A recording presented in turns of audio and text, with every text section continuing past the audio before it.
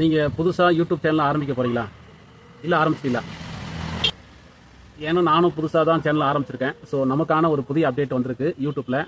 அந்த அப்டேட் வரவேற்கத்தக்கதா இல்லை கடுப்பானதா அப்படின்னு சொன்னால், உண்மையிலேயே புதுசாக ஆரம்பிக்க போகிறவங்களுக்கு ரொம்ப ஒரு இடியான ஒரு மெசேஜ் தான்.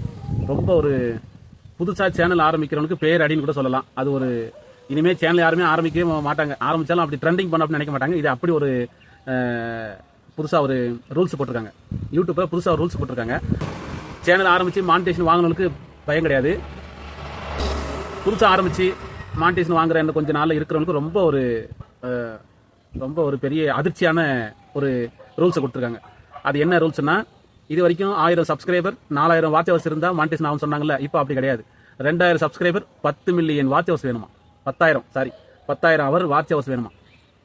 அதே மாதிரி ஷார்ட்ஸில் வந்து 30 லட்சம் வியூஸ் இருந்தால் ஓகே இல்லை, இப்போல்லாம் 10 லட்சம் மில்லியன்ஸ் வேணுமா? ஸோ சோலி முடிஞ்சு போச்சு. ஸோ எல்லாரும் சேனல் ஆரம்பிச்சிட்டாங்க, எல்லாருக்கும் மானிட்டேஷன் ஆகுது, எல்லாரும் காசு கொடுக்க வேண்டியதாக இருக்கு.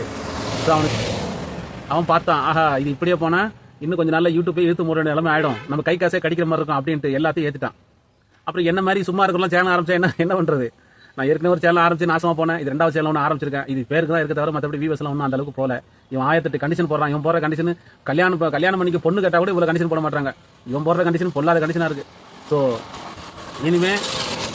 இனிமே யூடியூப்ல புதுசாக யாரும் சேனல் ஆரம்பிக்க போறது இல்லை, ரூல்ஸை ஃபாலோ பண்ண போறது இல்லை. கண்ட மணிக்கு போட்டு அவங்களாட்டு ஜாலியாக போயிட்டே இருந்தா மனசும் ரொம்ப வெக்ஸ் ஆகுது.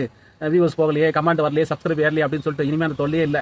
போதும்ல சாமி அப்படின்னு சொல்லிட்டு யூடியூப்ல இனிமேல் நான் ரூல்ஸை ஃபாலோ பண்ண போறது இல்லை, வீடியோ போட போறது இல்லை. எதுக்கு தண்டமாக பண்ணிக்கிட்டு? ஆமாம், 4000 ஹவர்ஸ் வாட்ச் ஹவர்ஸே நம்மளால எடுக்க முடியல. 10,000 ஹவர்ஸ் எங்கே போய் எடுக்கிறது? 10,000 ஹவர்ஸ் எங்கே போகிறது? ஷார்ட்ஸில் 30 லட்சம் தான் ஓகே. நாங்கள் இப்போ 10 மில்லியன் வேணுமா?